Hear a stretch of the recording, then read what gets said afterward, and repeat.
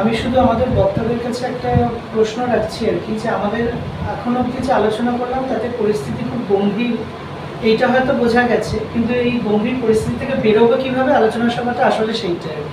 এতক্ষণ যেটা আলোচনা হলো সেটা নয়। ফলে সেই জায়গা থেকে আমাদের এই দিশা অনুসন্ধানের আজকের কাজ শুরু হোক। আমি প্রথমেই ডেকে নিচ্ছি আমাদের প্রথম বক্তা ইউআইএল এর তরফ থেকে সাথী রোনালী কুমার। এটা আমাদের 2017 সাল নাগাদ আমাদের একটা বই প্রকাশ করা হয়েছিল, বেকারত্ব লেখা। তাতে কিছু প্রশ্ন তুলে ধরা হয়েছিল বইগুলো থেকে। তারপরে আমাদের বিভিন্ন যে বসাগুলো, বিশেষ করে জেলা সম্মেলন হোক বা রাজ্য সম্মেলনের পর বা আমাদের যখন জেলা কমিটি বা রাজ্য কমিটির যখন আলোচনা করছে, সেই সময় দাঁড়িয়ে যে প্রশ্নগুলোকে আমাদের সামনে অন্যরা তুলে ধরে, মানে আমরা যে খুব একটা সিদ্ধান্ত নিয়ে বসে আছি যে এই রাস্তাতেই হাঁটতে হবে, হাঁটলেই বেকারত্বের সমস্যাটাকে সমাধান করে ফেলতে পারবো, সেরকম একদম একটা নির্দিষ্ট কোনো রূপে আমরা এখনো পর্যন্ত যেতে পারি। যাওয়াটা মনে হয় না এই মুহূর্তে কোনো একটা নির্দিষ্ট একটা সংগঠনের পক্ষে ঠিক হবে বলে আমি মনে করি। কারণ বিভিন্ন মত আছে, বিভিন্ন ধরনের জিনিসপত্র রয়েছে, সেগুলোকে ধরে আমাদেরকে এগোতে হচ্ছে। এবার শুরুর দিকে যে কথাটা আসছিল এই আরজিকরের আন্দোলন, আরজিকরের যে ঘটনাটা ঘটল, সেই ঘটনাকে কেন্দ্র করে তো অদ্ভুত একটা স্বতঃস্ফূর্ততা আমরা লক্ষ্য করছি। কেউ গান করছেন, কেউ নাটক করছেন, কেউ কবিতা পাঠ করছেন, এই সমস্তটাই ঘটছে। কিন্তু সেই ঘটার পিছনের দাবিটা হচ্ছে যে একটা যে এই ধরনের জঘন্য কাজ যে বা যারা করেছেন তাদের শাস্তি। কিন্তু আজকের আলোচনার বিষয় তো সেটা নয়। আজকের আলোচনার বিষয়টা কিন্তু এর সঙ্গে একটু জড়িয়েও আছে, এরমভাবে যে মেয়েটির ওপর এই ধরনের আক্রমণ নেমে আসলো, তার কারণটা কি? মূলত কারণ যদি খুঁজে বার করতে চাই, আমার মনে হয় এখানে যারা আছেন তারা সবাই একমত হবেন যে রাজ্যের যে সিস্টেম, যেটা উনি বলছিলেন, এবং আরজিকরের সিস্টেম, এই সিস্টেমের কিছু গুরুত্বপূর্ণ জিনিস তিনি জানতে পেরেছিলেন এবং এই সিস্টেমে তিনি বিরোধিতা করেছিলেন, যার ফলে তাকে একটা শাস্তি সিস্টেমের পক্ষ থেকে দেওয়া হবে, এটা পরিকল্পিত ছিল আগে থেকে। এটা হঠাৎ ঘটে যাওয়া হাতরাসের মতন কোনো ঘটনা নয়, কামদুনির মতন ঘটনা নয়, এটা একদম পরিকল্পিত হয়। এই যে সিস্টেমের বিরুদ্ধে গিয়ে সিস্টেমের কথা না মানা, তার ফল তাকে ভোগ করতে হলো। ঠিক একই জিনিস যদি আমি এই বেকারত্ব সমাধানটা কোথায় যদি খুঁজে বার করতে চাই, আমি সেই উত্তরটা ওখানেই পাবো যে আসলে গলতটা রয়েছে এই গোটা সিস্টেমটা। ভারতের যে সংবিধান তৈরি করে দেওয়া হয়েছে, সেই সংবিধানে বেকারদের জন্য অধিকার, সেটা নিয়ে যথেষ্ট প্রশ্ন আজকে সামনে রয়েছে। এমনিতে যারা সংবিধান রচনা করে গেছেন, যারা পার্লামেন্টে যান, শপথ নেন সংবিধানের রক্ষা করব, সংবিধানকে এইভাবে বাঁচাবো, সংবিধানের এই জিনিসগুলো করবো, সব থেকে বেশি সংবিধান তো তারাই উল্লঙ্ঘন করেন। এরকম একটা অবস্থার মধ্যে দাঁড়িয়ে যদি রুট চিন্তা ভাবনা করতে হয়, আমাদের মধ্যে যে সমস্ত কথাবার্তাগুলো উঠে আসছে, তার মধ্যে একটা মত সেই সময় আপনাদের মনে আছে কি জানি না, যে আন্তর্জাতিকভাবে গ্রাফাম বলে একটি সংস্থা সেই সময় গড়িয়ে উঠছিল। এই গ্রাফাম সংস্থাটা কারা তৈরি করছিল? আন্তর্জাতিকভাবে প্রতিষ্ঠিত বিভিন্ন বড় বড় শিল্পপতিরা, শিল্প সংস্থাগুলো, অ্যাপেল বা অন্যান্য যে সংস্থাগুলো আছে, মিস্টিমিশি, জাপানি কোম্পানি হিসেবে শুরু করে সবাই, কিন্তু ব্যাপারটা দাঁড়ায়। তাদের লক্ষ্যটা কি ছিল? তাদের লক্ষ্যটা ছিল মানুষকে ঘর থেকে আর বাইরে বেরোনোর কোনো প্রয়োজন পড়বে না, ঘরে বসে সব কিছু পাবে। শিক্ষা, স্বাস্থ্য পরিষেবা, কোনো জিনিসপত্র লাগে সেই মার্কেটিং, সমস্ত কিছু আপনি বাড়িতে বসে পাবেন। তার জন্য যা যা ব্যবস্থা করার সেই সংস্থা দায়িত্ব নিয়ে সমস্ত বড় বড় জিনিস কোম্পানিগুলোকে এক জায়গায় নিয়ে এসে তারা এই জিনিসটাকে করতে পারে। সেটা দাঁড়ায়নি, কারণ বিভিন্ন যে সাম্রাজ্যবাদী দেশ তাদের মধ্যেকার যে দ্বন্দ্ব, সে দ্বন্দ্বের কারণে তারা ব্যাপারটাকে আর দাঁড় করাতে পারেনি না। এর পরবর্তীতে যদি আমাদেরকে চিন্তাভাবনার জায়গায় আনতে হয়, তাহলে দেখতে হবে যে আমাদের দেশে এত বেকার তৈরি হচ্ছে, সেই বেকার আসলে ধরুন বেকারের পিছনে খরচা করতে গেলে সরকারের তো একটা বড় অংশের টাকার দরকার। সরকার ট্যাক্স থেকে আদায় করা যে সমস্ত টাকাগুলো পায় তার অধিকাংশ টাকা যদি সরকারকে ওই সাম্রাজ্যবাদীদের কাছ থেকে নেওয়া ঋণের সুদ প্রদান করতে বেরিয়ে যায়, তারপরে আর নতুন করে কি ইনফ্রাস্ট্রাকচার সে ডেভেলপমেন্ট করবে, আর নতুন করে সে কিভাবে অন্যদের কথা চিন্তা করে কিভাবে মাইনে বাড়ানোর কথা বলুন বা অন্যদের সুরক্ষার কথা বলুন, কি সরকার কোন দিক থেকে সে নিজেকে তৈরি করতে পারবে না, কারণ তার বড় একটা অংশের টাকা চলে যাচ্ছে এই সাম্রাজ্যবাদী ঋণ শোধ করার জন্য, আন্তর্জাতিক ঋণ শোধ করার জন্য।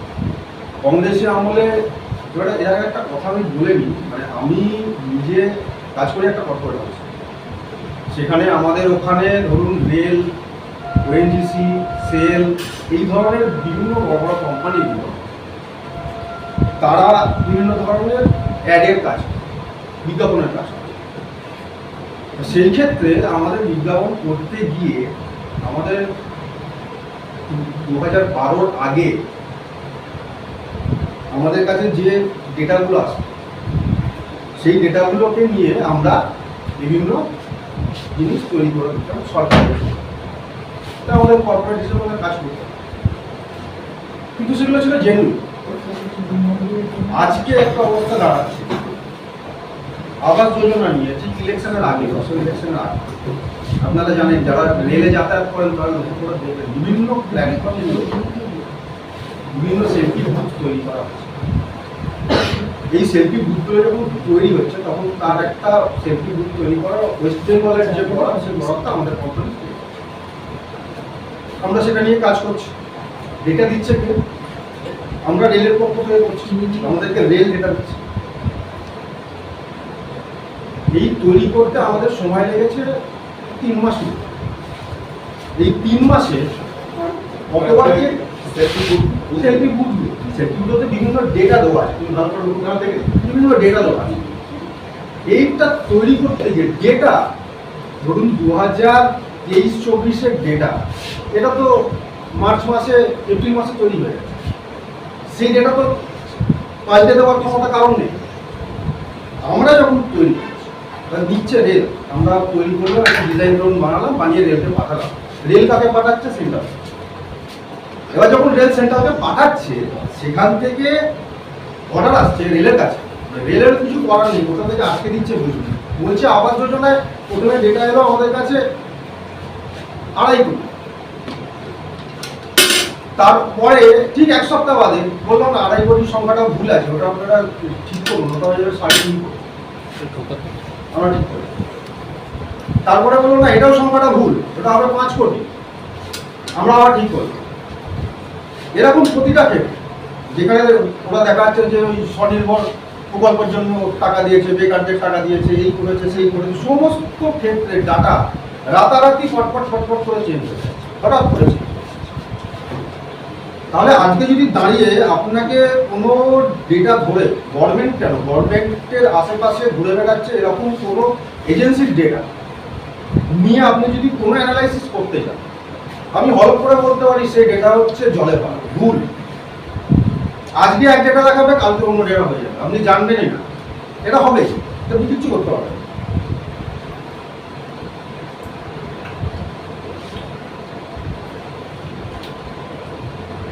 তাই জন্য আমাদের করতে হয়েছে এটা, না আমরা বিশেষ করে কোনো ডেটাতে যেতে পারছি না। এই যে বললাম না আমাদের মধ্যে বিভিন্ন সময় আলোচনা হচ্ছে কিন্তু আমরা কিছু করতে পারছি না। এটা করতে না পারার কারণগুলোই হচ্ছে এটা, এত পরিমাণ ডেটা চেঞ্জ হয়ে যাচ্ছে, এত পরিমাণ তার মধ্যে জল মেশানো থাকছে, কোনটা ঠিক কোনটা ভুল এ বোঝার কোনো উপায়।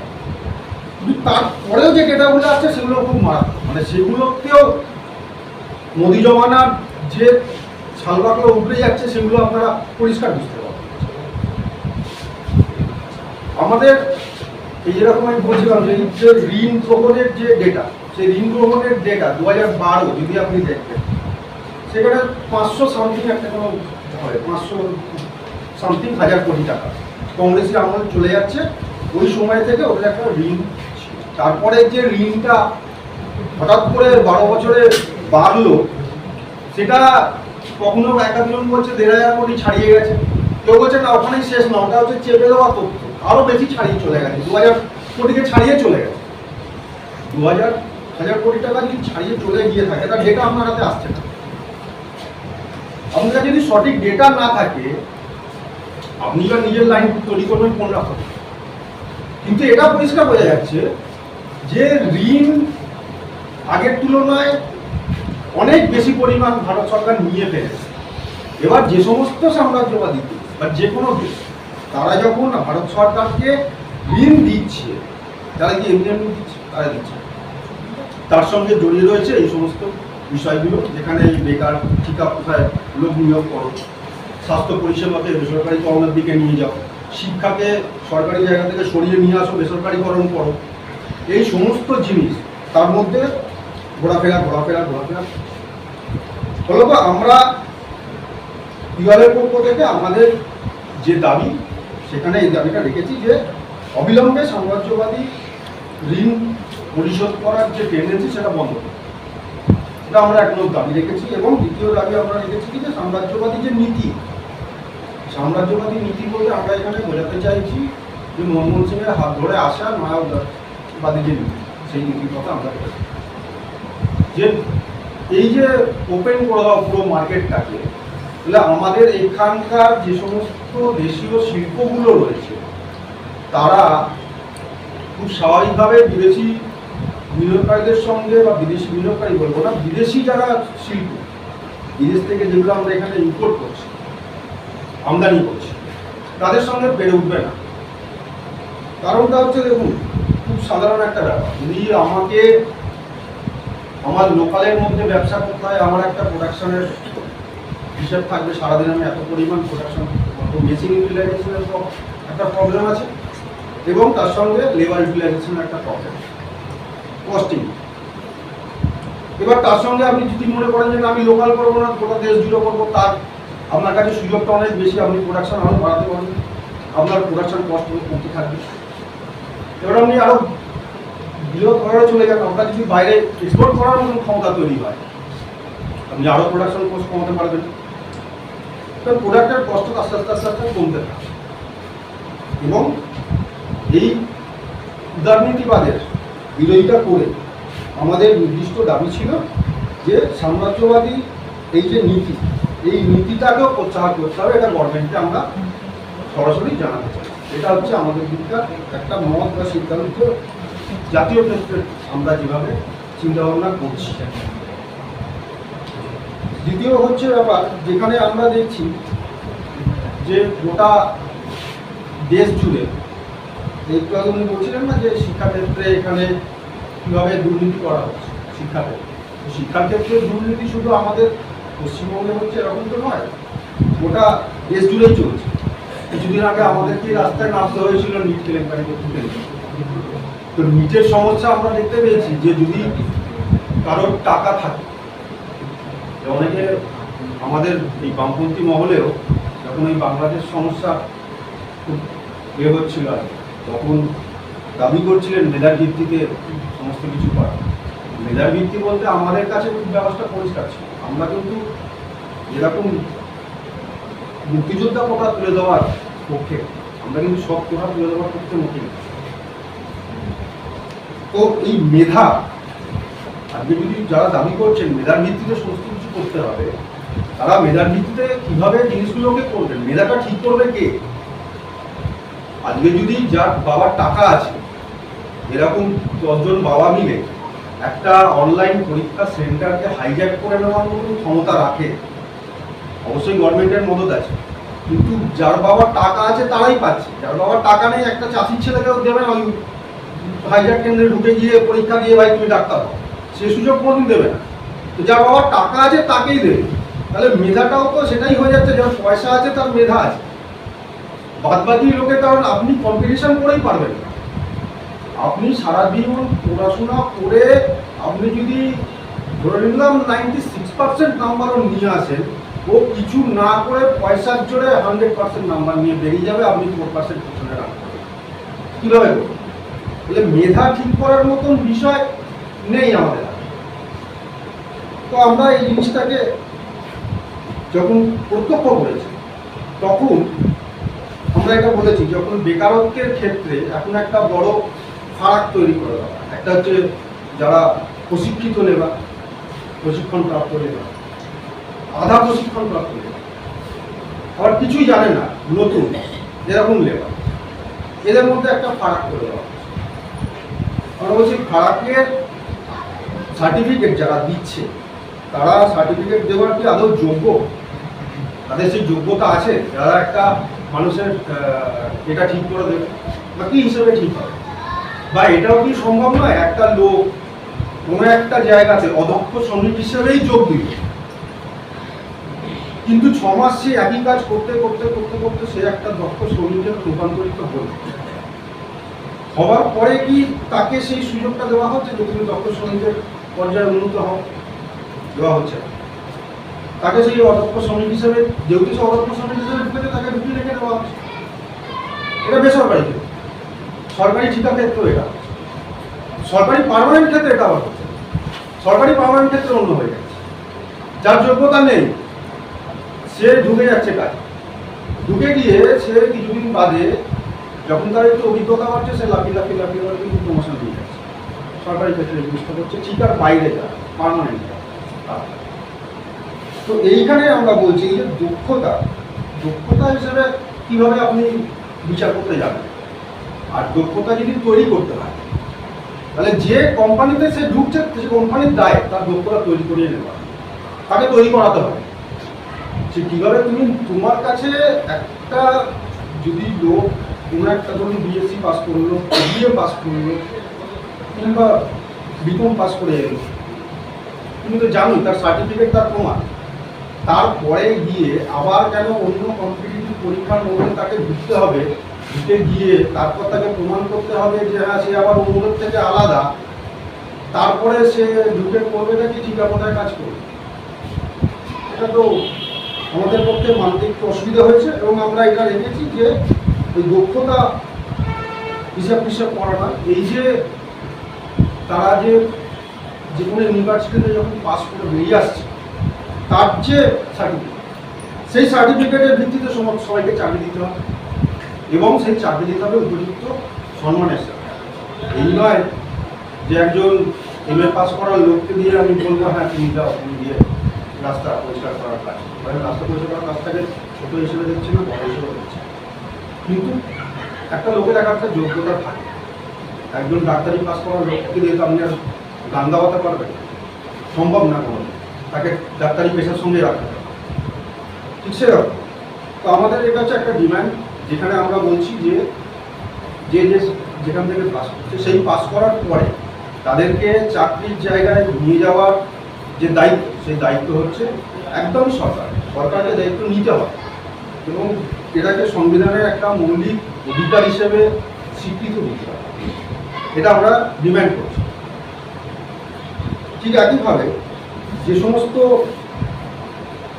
কর্মসংস্থানের জন্য নথিভুক্তকরণের জায়গা আছে বিভিন্ন রাজ্যগুলো, বিভিন্ন নামে চলে, তার যে নথিভুক্তকরণের যে সমস্ত জায়গাগুলো আছে সেই নথিভুক্তকরণের যে লিস্ট, সেই লিস্ট একদম পরিষ্কারভাবে সবার সামনে তুলে ধরতে হবে, যাতে পরিষ্কারভাবে লোক বুঝতে পারে যে আমার রাজ্যে বা আমার দেশে ঠিক কতজন বেকার। এমনি আমি বলছিলাম ডেটার উপর একটা আমাদের বিশ্বাস নেই, তবুও আমরা একটা ডেটা পাচ্ছিলাম এরকম যে করোনার পর থেকে যা ঘটছে তাতে এখনো পর্যন্ত যদি গোটা ভারতবর্ষের হিসাবে দেখি তো প্রতিদিন প্রতি 1000 জনে 45 জন এরকম আছে যারা কাজে জোগাড় করতে পারছে না। প্রতি 1000 জনে 45 জন, গোটা দেশ। আর ওয়েস্ট বেঙ্গলের ক্ষেত্রে সেটা দাঁড়িয়ে যাচ্ছে 52 জন। প্রতি 1000 জনে 52 জন প্রতিদিন কাজের জোগাড়ই করতে পারছে। সংখ্যাটা এই জায়গায়, যদিও আবার আমি বলবো যে এই সংখ্যার উপর খুব একটা ভরসা করে লাভ নেই, কারণ সংখ্যা আপনি হয়তো কালকে দেখবেন আবার চেঞ্জ হয়ে গেছে, আমরা বাড়া উচিত, কমাটা তো কমানো উচিত না, বাড়াটা। তো এরকম একটা জায়গায় দাঁড়িয়ে আমার কালকে একজন গ্রামের বাঁকুড়া জেলার একজনের সঙ্গে কথা হচ্ছে। তো সেই কথা বলতে বলতে আমাদের কথা হচ্ছিল অন্য একটা বিষয় হচ্ছে, আমরা তো আগে এক সময় ডিমান্ড করতাম যে লাঙ্গলজার জমিটা ডিমান্ড আমরা করতাম, মানে অনেক বামপন্থী দল সেই ডিমান্ড, আজকে অনেকে সেই জায়গা থেকে অনেকটা নিজেদেরকে সরিয়ে এনেছে। এই কথা বলতে বলতে বলতে বলতেও তখন হয়তো চাষের ব্যাপার নিয়ে ওর সঙ্গে কথা হচ্ছে যে ওখানে কর্মসংস্থানে চাষের ব্যাপারটা কিরকম। তো ও আমাকে বলে যাচ্ছে আর কি যে দেখো আমাদের দেশ হচ্ছে একটা নদীমাতৃক দেশ, আমাদের দেশের অধিকাংশ জমি এতটা উর্বর যে আমাদের দেশে চাষাবাদটা খুব সহজে করা যায়। আর যদি আমাদের দেশে যদি বলতে হবে যে আমরা সরকারের কাছে ডিপেন্ড করবো যদি কোনো শিল্প তৈরি করার জন্য, তাহলে সেই শিল্প তৈরি করার জন্য আমরা অবশ্যই এটা ডিমান্ড করবো যে শিল্প তুমি তৈরি করো সেটা যেন কৃষি নির্ভর শিল্প, কৃষির সঙ্গে সম্পর্কিত একটা শিল্প হতে হয়, এরকম একটা ডিমান্ড। এরকম করতে গিয়ে ওর সঙ্গে আলোচনা প্রসঙ্গে তখন আমি দেখছিলাম যে ওখানে ওদের ওখানে 3 ধরনের 4 ধরনের ওখানে কৃষকরা খুঁজে পাচ্ছে, যাদের মধ্যে কিছু হয়ে গেছে যারা চাষবাস করিয়ে প্রচুর টাকার মালিক কিন্তু তাদেরকে সামন্তের জায়গায় নিয়ে যেতে পারে। কিছু আছে যারা একটুখানি মধ্যচাষী, তাদের জমিও আছে, চাষবাস করে। এখানে যাদের অত্যধিক যারা একটুখানি উঁচু জায়গায় চলে গেছে তাদের এবং এই মধ্যচাষী তাদের দুজনকারই বাড়ির এখনকার জেনারেশনের যে সন্তানরা রয়েছে তারা কিন্তু চাষবাসের ক্ষেত্রে খুব একটা ইন্টারেস্ট দেখাচ্ছে না। এটা বাঁকুড়া জেলার কথা, তারা বলছে বাঁকুড়া জেলা থেকে তারা যেটা রিপোর্ট করছে যে না তারা ওখানে চাষবাসের ক্ষেত্রে খুব একটা ইন্টারেস্টেড নয়। তাহলে কি জমিটা ফেলে রাখবে? জমিটা তারা ফেলেও রাখছে। তারা করছে কি, তারা ক্ষেত মজুর দিয়ে ব্যাপারটাকে চাষ করাচ্ছে। এবার ক্ষেত মজুর দিয়ে যখন তারা চাষ করাতে যাচ্ছে তখন দেখা যাচ্ছে যে তাদেরকে প্রতি 10 বিঘা হিসেবে বাঁকুড়া জেলায় একটা রেট ঠিক করা, প্রতি 10 বিঘাতে তাদের দিচ্ছে কত? 600 টাকা। 4জন করে দিচ্ছে 600 টাকা, আর সকালবেলা খাওয়া, এই হচ্ছে তাদেরকে দেওয়া হচ্ছে। সেটার জন্য তারা চলে যাচ্ছে জমিতে চাষ করা। এবার চাষ করতে গিয়েও তাদের একটা 10 বিঘা জমি করতে কতদিন লাগবে আমাকে জিজ্ঞেস করুন। 10 বিঘা জমি করতে তোমার কতদিন সময় লাগবে? 7 দিন 10 দিন খুব ম্যাক্সিমাম হলে। তারপরে যে ফসল রক্ষণাবেক্ষণের যে ব্যাপারটা সেটা আবার অন্য একজনকে কন্ট্রাক্ট দিয়ে দিচ্ছে। এই লোকগুলোকে দিয়ে তখন আর ওই কাজটা করাচ্ছে, কারণ সেটা পেয়ে যাচ্ছে আরো কম টাকা। তাকে 2 মাসের জন্য একটা থোক টাকা দিয়ে বলে দিচ্ছে ভাই আমার ফসলের রক্ষণাবেক্ষণ আসলে কিছুই করার নেই, যখন পোকা টোকা লাগবে তুমি আসবে সার দেবে, দেখবে তুমি ওখানটায় জলটা আছে কি নেই, এই ধরনের ব্যাপার স্যাপার তুমি দেখো। দিয়ে আবার যখন কাটার সময় আসছে তখন আবার এদেরকে ডেকে নিয়ে আসছে, আবারও সেই রেটটা হচ্ছে 600 টাকা। এখন তোমার এখানে 600 টাকা রেটটা যখন তুমি বলছো বাঁকুড়া জেলাতে, তাহলে অন্য জায়গায় ব্যাপারটা কি হলো? বলে খুব বেশি হলে 200 টাকা হেল্পার করে হতে পারে। তার মানে যেটা বাঁকুড়াতে 600 টাকা, সেটা বর্ধমানে আসলে খুব বেশি হলে 800 টাকা হতে পারে কি 1000 টাকা হতে পারে, তার বেশি মোটেই না। কিন্তু 4 জনের রেট বলতে হবে পার ডে। এবার একটা ব্যাপার আছে, যদি যে বড় জমির মালিক বা মধ্য সেই জমির মালিক তার যদি মনে হয় যে আরো তাড়াতাড়ি কাজটা করাতে পারে,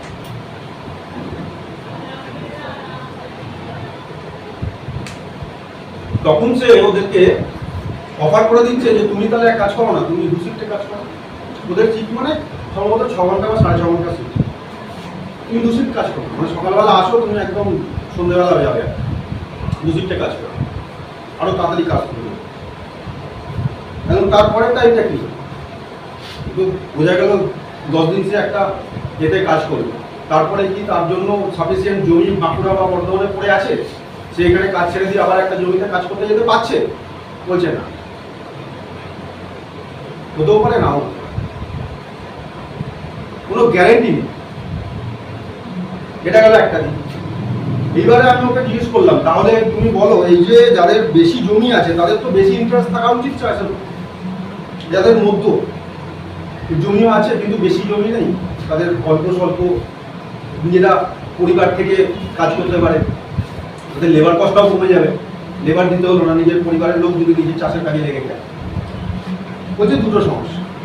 এক হচ্ছে পরিবারগুলো ছোট হয়ে গেছে, এটা একটা বাস্তব ঘটনা, আজকের দিনে দাঁড়িয়ে সেটা একটা হচ্ছে যে পরিবারগুলো ভেঙেছে, ছোট হয়েছে, এটা একটা সমস্যা। কিন্তু দ্বিতীয় জিনিস হচ্ছে বলছে রিস্ক ফ্যাক্টর। কি রিস্ক ফ্যাক্টর কাজ করছে? যে চাষ করতে যাবে সে যে বীজ কিনবে, সার কিনবে, সেটা কিনতে গিয়ে তাদের ঘরে, বিশেষ করে মধ্যবিত্তদের ঘরে তো সেই টাকাটা থাকে না, তাদেরকে ঋণ করে কিনতে হয়। ঋণের সুদ, আর তার কাছে গ্যারেন্টি এটা নেই যে এই ঋণটা নিয়ে চাষ করার পরে সে ফসলের কী দাম পাবে। সে জানেই না, যখন চাষ করছে সে জানে না আমি আদৌ কী দাম পাবো। বলছে এখনকার জেনারেশনের ছেলেদের ওই জন্যে আর চাষের দিকে ওই ইন্টারেস্টটাই আস্তে আস্তে নষ্ট হয়ে যাচ্ছে। আমি রিস্ক নিতে যাবো, কে রিস্ক নেবো? কিন্তু আমার এখানে একটা বিশাল বৃষ্টি হয়ে যায়, সেই বৃষ্টির ফলে যদি ফসল নষ্ট হয় সে দায়টা হচ্ছে যে চাষ করছে। যদি অতিমারি হয়ে যায়, খরা হয়ে যায়, তাহলে হচ্ছে দায়টা নিতে হবে যে চাষ করছে না। জমির মালিকেরও কোনো দায় নেই, বা যে ঋণ দিচ্ছে সে কোনোভাবে তার দায় স্বীকার করবে না।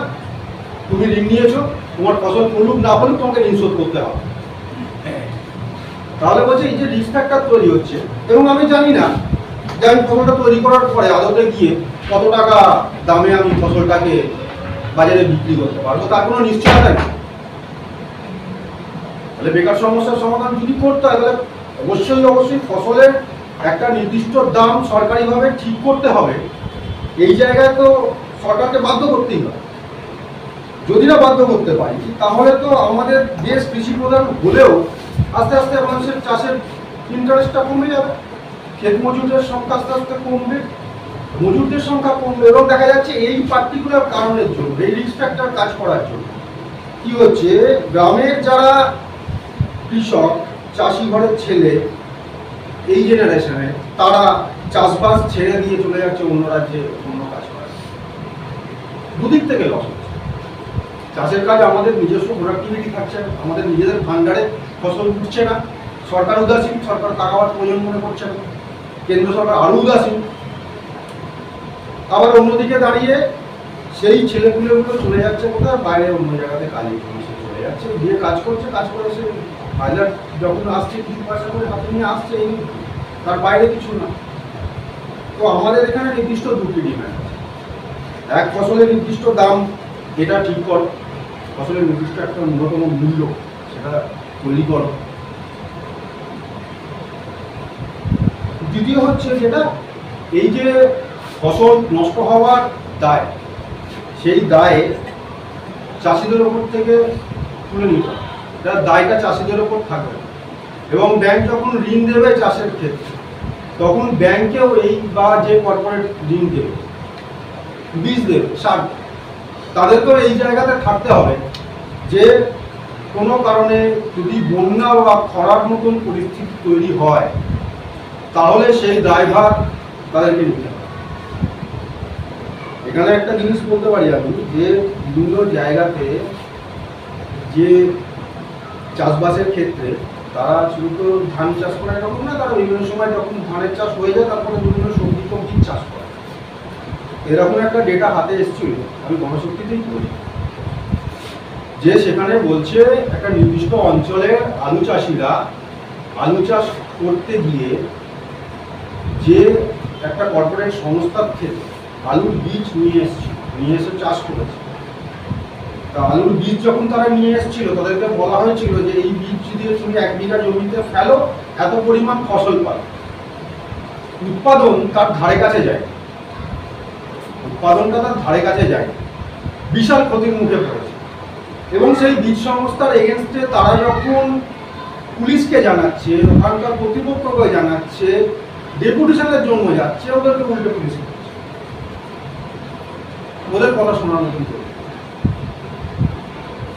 তাহলে এই যে পরিস্থিতি তৈরি করে দিল, যে একটা কর্পোরেট সংস্থা আজকে আমি আমার ঘরে বীজ তৈরি করে নিয়ে জমিতে চাষ করবো সেই অবস্থা নেই, আর কর্পোরেটদের তৈরি করা যে বীজ, সেই বীজ থেকে আপনি একটা ফলন পাবেন ঠিকই, কিন্তু সেই ফলন থেকে পরবর্তীকালে আপনি আর চাষ করতে পারবেন, সেই ব্যবস্থা করে দেওয়া আছে। তো অদ্ভুত একটা গোলকধারার মধ্যে তাদেরকে ফেলে রাখা। তো এটা আমাদের একটা আলাদা ডিমান্ড, যে যদি ফসল নষ্ট হয় এবং ফসল নষ্টের জন্য যদি কোনো রকম সেখানে গভর্নমেন্টের পক্ষ থেকে একটা কমিটি তৈরি করা হোক বা একটা ফোর্স তৈরি করা হোক এরকম, যারা গিয়ে এই ব্যাপারটা ইনস্ট্যান্ট, এই নয় যে 3 মাস ধরে বিচার করবে, ইনস্ট্যান্ট তাকে সিদ্ধান্ত দেবে। যদি বন্যা হয় বন্যার জন্য সিদ্ধান্ত নিতে হয়, বন্যা হয়েছে দায় সবার, শুধু চাষি কেন দায় নিতে? যদি খরা হয় সবার, এটা একটা আমাদের দিককার ব্যাপার। এবার যেটা বলতে চাইব সেটা হচ্ছে যে কর্মসংস্থান, যে এমপ্লয়মেন্ট এক্সচেঞ্জের কথা আমি আগে বলছিলাম, সেখানে যেভাবে বেকারদেরকে নথিভুক্ত রাখা হচ্ছে, সেই নথিভুক্ত রাখার ক্ষেত্রে বিভিন্ন জায়গাতে প্রবলেম তৈরি হচ্ছে। এরকম প্রবলেম তৈরি হচ্ছে যে গোটা ভারতবর্ষ এবং সংগ্রাম বিভিন্ন অবশ্যই ভারতবর্ষের মধ্যেই পড়ে, যে কর্পোরেট সংস্থাগুলো রয়েছে সেই কর্পোরেট সংস্থাগুলোর কাছে আজকে বেকাররা হচ্ছে একটা অদ্ভুত মজুদ ভান্ডার হিসেবে লাগে। বার্গেনিং এর যেখানে তারা এইটা ডিসপ্লে করছে যে এক তো আমাদের এখানে উৎপাদনশীল কারখানার সংখ্যা ক্রমশ কমে যাচ্ছে, আমাদের এখানে যেগুলো হচ্ছে সেগুলো কিন্তু বেশিরভাগ হচ্ছে বিপণনী কেন্দ্র আর হচ্ছে ওই পরিষেবাদের প্রদানকারী কেন্দ্রগুলো। এবার সেই সমস্ত জায়গাগুলো তো ধরে নিচ্ছি ব্যাংকিং সেক্টর বা অন্য যে সমস্ত মল টলগুলো তৈরি হচ্ছে তাদের কথা বলছে, সেখানে এই যে মজুদ ভান্ডার বলছি বেকার ক্ষেত্রে, এই মজুদ ভান্ডারকে কীভাবে কাজে লাগাচ্ছে দেখি, তাদেরকে অস্বাভাবিক টার্গেট ঠিক করে। আপনারা যদি বিভিন্ন মলে কখনো গিয়ে থাকেন দেখবেন, একটা মলে যদি 10টা ক্যাশ কাউন্টার থাকে দেখবেন না 10টা ক্যাশ কাউন্টার একসঙ্গে চলে না। তার কারণ হচ্ছে কি, এই ক্যাশ কাউন্টারগুলোর ওপরেও মলের যারা মালিক তারা কিন্তু একটা করে টার্গেট ফিক্স করে রেখে দিয়েছে। এবার এরা যেটা করে, এরা 10টাকে চালানোর জায়গায় থাকে না, এরা 3-4জন মিলে একটা জায়গায় গিয়ে একটা কাউন্টার থেকে চালিয়ে দেয়। তাতে ওরা জানে আমরা সেফ, মাইনে খুব কম কিন্তু আমরা সেফ, আমরা দেখি দেবো একটা এই কাউন্টার থেকে এত টাকা সেভ হচ্ছে, তাতে আমাদের একটা ইনসেন্টিভ আসতে পারে মলের ক্ষেত্রে। আর ব্যাংকিং সেক্টর বা যেগুলো ইন্স্যুরেন্স সেক্টর রয়েছে সেখানে আরো মারাত্মক ব্যাপার। সেখানে মানে আমাদের বন্ধু বান্ধবরা কাজ করে, তো তারা যখন ঢোকে সকালবেলা শুরুটা হয় গালাগাল দিয়ে। এমন একটা টার্গেটের কথা তার বস তাকে বলে দিচ্ছে, যে টার্গেটটা সে বসকে বললে পূরণ করতে পারবে না, কিন্তু সে তাদের সমস্ত তার নিচু তলাকার সমস্ত কর্মীদেরকে সেই টার্গেটটাকে দিয়ে বলছে তোমাকে এটা পূরণ করতে হবে। বসও জানে সে পূরণ করতে পারবে না, যখন পারবে না রাত্রিবেলা ফিরে এসে আবার কিস্তি খাবে, গালাগালি খাবে বাড়ি। এই ডেলিকার অপমানিত হওয়া, এইটা আজকে ওদের একটা নিয়মের মধ্যে এসে, বস কি খাচ্ছে না, বসও খাচ্ছে, তার উপরে বসে সবাইকে গালাগাল দিয়ে যাচ্ছে। এবং অদ্ভুতভাবে যে টার্গেট কারোদিন কারোর পক্ষে ফিল আপ করা সম্ভব, সেই টার্গেটের মুখে ফিল আপ করছে। এবার তুমি তার প্রতিবাদ করতে পারবে না, তার কারণ হচ্ছে পিছনে ব্যাকিং মজুদ ভান্ডার বেকার ইউটিলাইজ করছে। তোমাকে অপমান করবে, তুমি বসকে কোনো রকম অপমানজনক কথাবার্তা বলতে পারবে না, তোমার একদিনে চাকরি, এটা তোমার কোনো নিশ্চয় আছে। তাহলে এই যে আমি বললাম যে বেকারদের একটা মজুদ ভান্ডার আমাদের ভারতবর্ষ জুড়ে এবং পশ্চিমবঙ্গে তো বটেই তৈরি হয়েছে, যেটাকে আজকে কর্পোরেটরা তাদের এক ধরনের সুবিধার জায়গা, ব্যবহার করার জায়গা থেকে আজকে ব্যবহার করেই আসছে ক্রমাগত, এবং আস্তে আস্তে এটা বাড়বে। যত বেকার বাড়বে তত লাভ। তো এটাই হচ্ছে কারণ, মানে এটা শুধু সাম্রাজ্যবাদী নীতির কারণেই যে ঘটছে সেরকমও নাই। কর্পোরেটরাও এই জিনিসগুলো করতে দেবে না। সরকার যদি চাইবে বেকারত্ব কমানোর জন্য আমি কোনো পদক্ষেপ নেব, সেই পদক্ষেপ নেবার ক্ষেত্রে বাধা হয়ে দাঁড়াবে আমাদের দেশীয় কর্পোরেট। এবারে আসুন, যদি কর্পোরেটরা সেখানে বাধা হয়ে দাঁড়াচ্ছে, তা সত্ত্বেও কি সরকারের কিছু করার নেই? আমরা অ্যানালাইসিস করতে গিয়ে দেখছি যে ভারতবর্ষের বুকে সব থেকে বেশি কোন সেক্টরগুলোকে, মানে কোন জায়গা যেখানে সব থেকে বেশি নিয়োগের সম্ভাবনা সব থেকে বেশি, সব থেকে বেশি নিয়োগের সংখ্যা যেটা সম্ভাবনা রয়েছে সেটা হচ্ছে সেনাবাহিনী, তারপরে রেল, তারপরেই হচ্ছে বিভিন্ন হসপিটাল সেক্টরগুলো, শিক্ষাক্ষেত্র। কিন্তু এই রেল বা সেনাবাহিনীটা তো আপনারা প্রত্যেকে জানেন, অগ্নিবীর প্রকল্পটা নিয়ে চলে গেল। কেন নিয়ে আসলো অগ্নিবীর প্রকল্প? অগ্নিবীর প্রকল্প নিয়ে আসার এক এবং অন্যতম কারণ হচ্ছে এক আমি পার্মানেন্ট লোক রাখবো না, আর সেকেন্ডারি হচ্ছে তাদেরকে অবসরকালীন কোনো সুযোগ, তাদেরকে আমি দায়িত্বের মধ্যে সরকারকে রাখবো। মেনলি দুটো কারণ, এই জায়গা থেকে অগ্নিবীর প্রকল্প নিয়েছে। এবার অগ্নিবীর প্রকল্পে আপনি কতদিন কাজ করতে পারবেন? 4 বছর, তার বেশি নয়। লোকটা ঢুকলো 4 বছরের জন্য কাজ। কেন বলছি এমপ্লয়মেন্ট এক্সচেঞ্জ কোন জায়গায় আরো গড়বড় হয়ে যাচ্ছে, সে তো ঢুকেছে 4 বছরের জন্য, এমপ্লয়মেন্ট এক্সচেঞ্জ তাকে দেখিয়ে দিল সে শাখা, সে চাকরি পেয়ে গেছে, সে আর বেকার নেই, হয়ে গেল। বিভিন্ন কর্পোরেট সংস্থাগুলো ঋণ, মানে কর্পোরেট সংস্থাগুলো গভর্নমেন্ট সংস্থাগুলো বিভিন্ন প্রকল্প নিয়ে আসছে ঋণের আওতায়। মোদি জমানাতে এরকম অনেক লোকের আপনি নাম পাবেন যারা ঋণের জন্য শুধুমাত্র অ্যাপ্লাই করেছে, তাদের ভেরিফিকেশন হয়, শুধু অ্যাপ্লাই করেছে, তাকে দেখিয়ে দেওয়া হচ্ছে সে চাকরি পেয়ে, মানে সে ব্যবসা করছে, সে আর বেকার নেই। এমপ্লয়মেন্ট এক্সচেঞ্জের সংখ্যা কম, শুধু সে অ্যাপ্লাই করেছে, সে টাকাও পায়নি, পাবে না সে জানে না যে তারটা আদৌ গ্র্যান্টেড হবে কি হবে না, সে টাকা পাবে, ব্যবসা করবে, সে অনেক দূরের ব্যাপার, কিন্তু তাকে দেখিয়ে দেওয়া হচ্ছে এমপ্লয়মেন্ট এক্সচেঞ্জে সে আর বেকার নেই। সমস্ত জায়গায় করছে। আমি এই জন্যই বলছিলাম যে স্বচ্ছ এবং পরিষ্কার একটা এমপ্লয়মেন্ট এক্সচেঞ্জ বিভিন্ন রাজ্যে যে নামেই থাকুক না কেন, সেই ডেটা সমস্ত জনসাধারণের সামনে উন্মুক্ত করে তুলে ধরতে হবে, যাতে লোক বুঝতে পারে আমার এখানে বেকার অ্যাকচুয়ালি কতজন আছে। এবার প্রসঙ্গত বলে রাখি, এই যে আমি বলছিলাম যে বেকাররা মজুদ ভান্ডারে পরিণত হয়েছে, এই মজুদ ভান্ডারে পরিণত হতে গিয়ে তো পরিষেবা ক্ষেত্রে বিভিন্ন ওই গিগ শ্রমিক তৈরি হচ্ছে। তাদের যে টাকাটা মাইনে হিসেবে দেওয়া হয় মাস শেষে, সেই টাকাটা আমার সঙ্গে কথা হচ্ছে, যদি তারা নর্মালি ডিউটি করে 6,000-7,000, এবার যদি খুব ইনিশিয়েটিভ নিয়ে ডিউটি করে, তার মধ্যে ওদের কিছু টেকনিক্যাল ব্যাপার স্যাপার আছে, করা যায়, তাহলে সেটা দাঁড়ায় গিয়ে 10,000, 11,000, 12,000 এই।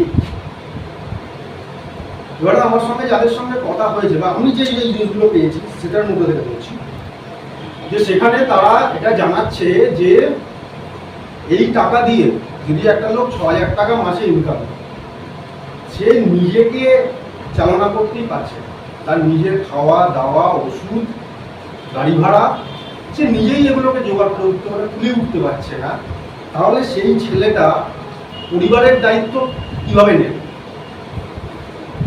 পরিবারের দায়িত্ব নেওয়ার মতো জায়গায় সেই ছেলেটা থাকে, অথচ যখনই সে এই জায়গায় চলে গেল তখনই তাকে দেখানো হচ্ছে সে কিন্তু আর বেকার হয়ে গেল, সে হয়ে গেল। এই ধরনের সেকশনের লোকজনকে আমরা একটা জায়গাতে আসছি যে এটাকে আমরা বলছি আধা, এটা পূর্ণ বেকারও নয়, আবার একদম সাকারও নয় যে সে পরিবারের দায়িত্ব নিতে পারে, তার দ্বারা সেটা সম্ভব নয়। এই আধা বেকার একটা জায়গা তৈরি করা হচ্ছে, আর এই আধা বেকার সংখ্যাটাই আসলে কাজে লাগছে না, আসলে শিক্ষা কোথায় কাজ করানো, মানে কাদেরকে দিয়ে করানো শিক্ষা কোথায় কাজ। এমপ্লয়মেন্টে আপনি যদি দেখছিলেন, আমি যদি তখন বলছিলাম নয়া উদারবাদে, এই নয়া উদারবাদের পর থেকে ভারতবর্ষের বুকে প্র্যাকটিক্যালি যেটা হচ্ছে সেটা হচ্ছে গ্রুপ ডি পোস্টটাকেই আনডাইরেক্ট করবো। গ্রুপ ডি পোস্টের জন্য সরকার কোনো দায় দায়িত্বর জায়গায় কাউকে আর নেবে না। গ্রুপ ডি পোস্ট পুরোপুরি থাকবে, গ্রুপ সি পোস্ট পুরোপুরি থাকবে ঠিকার আন্ডারে, যাতে করে কোনো কর্মচারী কোনো দায়িত্ব সরকারকে মনে না। এরকম একটা অবস্থা যখন চলছে, তখন সেখানে দাঁড়িয়ে যখন ঠিকাতে লোক নেওয়া হচ্ছে, গিগ শ্রমিক নেওয়া হচ্ছে, পরিষেবার ক্ষেত্রে লোক নেওয়া হচ্ছে, আমরা স্বাভাবিকভাবেই এটা দাবি করছি যে এটা ছাড়া এখন মানে ইনস্ট্যান্ট, আমি এক্ষুনি কথা বলছি, ইনস্ট্যান্ট এটা করা ছাড়া আসলে বেকারদের হাতে কিন্তু আর কোনো অপশনও খোলা নেই। তাদেরকে এই কাজটা করতে হবে, প্রাইভেট সেক্টরে কাজও করতে হবে, ঠিকাতেও কাজ করতে হবে। এই সমস্ত জায়গাগুলোই আজকে আমাদের বেকারদেরকে বাঁচিয়ে রেখেছে। সরকারি কাজ পাওয়ার মতন মানে সেই স্বপ্ন কতজন আমাদের দেশের মানে উচ্চশিক্ষিতরা এবার দেখছে। নিচু যারা অল্প শিক্ষিত সাধারণভাবে গ্র্যাজুয়েট হয়েছে তারা তো মানে আশাই করে না, সরকারি চাকরির আশা তারা করেই না। কিন্তু এটা তারা বলছি যে এই যে জায়গাগুলোতে থাকার ক্ষেত্রে যেটা সরকার বলছে যে আমি এইটা ন্যূনতম মজুরি হিসেবে ঠিক করছি, সেটা কৃষিক্ষেত্রে হোক বা এই সমস্ত ক্ষেত্রেই হোক, যে কোনো ক্ষেত্রে যে ন্যূনতম মজুরি, সেই ন্যূনতম মজুরি সেখানে দেওয়া হচ্ছে কি হচ্ছে না সেটা দেখার দায়িত্ব যদি সরকার না নেয় তাহলে তো সরকারকে সেই দাবিটা আওয়াজটা তার কানে তুলে দেওয়াটা হয়ে যাবে আমাদের মানে ফার্স্ট টাস্ক, মানে একদম প্রাথমিক যদি কোনো টাস্ক থাকে সেই আওয়াজটা তার কানে তুলে দেওয়া। তুমি বলছো তুমি দেবে, অথচ তুমি দেওয়ার জায়গাতে নেই বা তোমার লোক যখন যাচ্ছে এটা ওই জায়গাতে নিয়ম আছে যেখানে শনিবার রবিবারও ছুটি দেওয়া হয় না। শনিবার দিনকেও কাজ করিয়ে নিচ্ছে, ডেকে নিচ্ছে, রবিবার দিনকে হঠাৎ ফোন করে তাদেরকে ডেকে নিচ্ছে কাজ চলে। কী করি বাড়িতে থেকে চলে কাজ কর, দেখার লোক নেই। কর্পোরেটররা বুঝে গেছে, আসলে কর্পোরেটররা বুঝে গেছে ভারতবর্ষের কেন পশ্চিমবঙ্গে কেন কোনো জায়গাতে নির্দিষ্ট কোনো শিল্প নীতি আজকে সরকারের কাছে যে আমাকে এটা করতে হবে, এখান থেকে এত কর্মসংস্থান হতে পারবে সরকারকে আপনি বলুন টাকা দিচ্ছে সরকার পাবে। তো অদ্ভুত জায়গায় চলে গেছে। কিন্তু যেটা আমরা করতে পারি আমাদের হাতে যেটা রয়েছে হাতের সামনে সেটা হচ্ছে একদম যে ন্যূনতম মজুরির দাবিতে ইমিডিয়েট একটা বড় বড় আন্দোলনের দিকে এগিয়ে চলো এবং ন্যূনতম মজুরিটার দাবি করো। এইটা মজুরি সবাইকে দিতে হবে, তুমি যদি কাজে কোনো লোক নাও তাকে তোমাকে এই মজুরিটা দিতে হবে। অনেকক্ষণ বলে ফেলছি। এর বাইরে যেরকম আছে যেটা আমি বলছিলাম যে অন্য আমি শেষ করে দিচ্ছি, আমি শেষ করে দিচ্ছি যে অন্য যে জিনিসগুলোকে নিয়ে আমরা আরেকটু আলোচনার মধ্যে ছিলাম সেটা হচ্ছে যে এই শিল্প করার ক্ষেত্রে যদি আমরা সরকারের কাছে ডিমান্ড করি, তো আমাদের যেহেতু দেশ নদীমাতৃক দেশ, আমাদের দেশের জমি অনেকটা উন্নত, খুব সহজে সেখানে চাষবাসটা করা যায়। তাই জন্য আমরা এখন যদি সরকারের কাছে ডিমান্ড করি আমরা কৃষিভিত্তিক শিল্পের দাবি করি, এমন শিল্প নিয়ে আসো যে শিল্পর সঙ্গে কৃষির একদম সরাসরি যোগাযোগ। যেমন একটা উদাহরণ এখানে আমাদের এখানে কর্পোরেটদের দ্বারাই তৈরি করা আছে ফটোটিক্সের বিভিন্ন যদি হয় হোক আমাদের অসুবিধা নেই। আমাদের এখানে যদি উৎপাদিত আলু তারা যদি একটা ঠিক নির্দিষ্ট দামে কর্পোরেটের কাছে বেচে শিল্প এবং সেখানে যদি কিছু লোকের চাকরি বাকরি হয় আমাদের অসুবিধা নেই, তারা করুক। জুট শিল্প যেটা অত্যন্ত রুগ্ন অবস্থায় চলে যাচ্ছে, কি করার আছে তার জন্য গভর্নমেন্টকে একটা ল পাস করতে হবে যেখানে সে বলবে ভাই প্লাস্টিক একদম নিষিদ্ধ, তুমি কোনো জায়গায় প্লাস্টিক ইউজ করতে পারো। একটা জাস্ট জিনিস জুট ব্যবহার করতে তোমাকে হবে, তুমি ম্যান্ডেটারি করো জুট ব্যবহার করতে হবে। প্যাকেজিং এর ক্ষেত্রে জুট এমনি লাগে, বড় বড় ইন্ডাস্ট্রিয়াল প্যাকেজিং এর ক্ষেত্রে তখন প্লাস্টিক যখনই ব্যান হয়ে যাবে জুট এমনি লাগে। এমনকি আমাদের এখানে যে সমস্ত ব্যাগ ট্যাগ যাতা হয় সেগুলো দেখা যাবে আয়দার জুটের ব্যাগ হবে আর না হলে কাগজের ব্যাগ হবে। দুটো তিনটে দিক থেকেই আমাদের লাভ আছে। এই যে আমরা ডিমান্ড করছি যে কৃষিভিত্তিক শিল্প, এই কৃষিভিত্তিক শিল্প আমরা এখন সরকারের কাছে ডিমান্ড করছি। যদি শিল্প করতে হবে তো করতেই হবে সেটা কৃষিভিত্তিক শিল্প। এই মোটামুটি আমাদের যে বিভিন্ন সময় আমরা কাজকর্ম করতে গিয়ে বা এ করতে গিয়ে যে সমস্যাগুলো যে প্রশ্নগুলো উঠেছে সেই প্রশ্নগুলো আমি বললাম। এবারে এর থেকে যেটা বলা হচ্ছে যে দিশা তো আমি বললামই, দিশাগুলো আপনারা আসলে এইগুলোই অ্যাকচুয়ালি দিশা, মানে আমরা ঠিক করে রেখেছি এই কাজগুলোই করতে হবে। আপনারা যদি মনে করেন নোট করে নেবেন, নোট করে নিতে পারেন। যাই হোক আমি একবার শর্ট করে যা বলে দিচ্ছি। আমাদের 1 নম্বর যে দাবি সেই দাবিতে আমরা রাখছি যে অবিলম্বে সাম্রাজ্যবাদী ঋণ সেটাকে বন্ধ করতে হবে, ঋণ পরিশোধ করার যে টাকা সেটা বন্ধ করতে হবে। সাম্রাজ্যবাদী নীতি উদারনীতি সেই উদারনীতি বন্ধ করো। দক্ষতা অনুযায়ী প্রত্যেক কর্মরত বেকারকে চাকরি দিতে হবে এবং উপযুক্ত মর্যাদার সরকার। ন্যূনতম মজুরি বেকার ভাতা হিসেবে তাদেরকে তুলে দিতে হবে। কিন্তু তুমি কাজ দিতে পারছো না, তুমি বেকার ভাতা দাও, কিন্তু সেই বেকার ভাতাটা যেন সম্মানীয় হয়। 500 টাকা হাতে গুনে দিলে আমার দরকার, সম্মানীয় বেকার ভাতা। কর্মসংস্থান নিবন্ধীকরণ এমপ্লয়মেন্ট এক্সচেঞ্জ এমপ্লয়মেন্ট এক্সচেঞ্জের ক্ষেত্রে আমরা বলছি যে সঠিকভাবে প্রত্যেক গ্রামে প্রত্যেক ব্লকে এমপ্লয়মেন্ট এক্সচেঞ্জের নাম নথিভুক্ত করার ব্যবস্থা করো এবং সঠিক যে তথ্য সেই তথ্য সবার সামনে তুলে ধরো। লাঙ্গল যার জমিটা এই নীতি অবলম্বনে কার্যকরী করো। আমূল ভূমি সংস্কার করতে হবে। উদ্বৃত্ত জমি বাজেয়াপ্তকরণ, কোনো বাজেয়াপ্তকরণের ক্ষেত্রে ক্ষতিপূরণ দেওয়া যাবে না। ন্যূনতম মজুরি অবিলম্বে লাগু করতে হবে। চুক্তিভিত্তিক কর্মচারীদের স্থায়ীকরণ করতে হবে। চুক্তিভিত্তিক যারা দেখা যায় যে সে একটা টাইম পিরিয়ড কাজ করে ফেলেছে, তোমার যে কোম্পানি দিচ্ছে সেই কোম্পানির রুলস হিসেবে যে টাইমে তার পারমানেন্ট হওয়া তার পারমানেন্ট হবে। অবিলম্বে দেশীয় শিল্প যেরকম কুটির শিল্প স্থাপন করতে হবে যা জনগণের প্রয়োজনীয় উৎপাদন করবে, প্রয়োজন অনুযায়ী উৎপাদন করবে এবং এই শিল্প গ্রামীণ ভারতের ব্লক স্তর পর্যন্ত ছড়িয়ে দিতে হবে। এর ফলে প্রচুর কর্মসংস্থান সৃষ্টি হবে। তো এই হচ্ছে মোটামুটিভাবে আমাদের যে আলোচনার জায়গাটাতে আমার মনে হয়েছে আপনাদের সামনে রাখা উচিত। এরপর আলোচনা অন্যরা এগিয়ে নিয়ে যাবে এই আশা রেখে আমার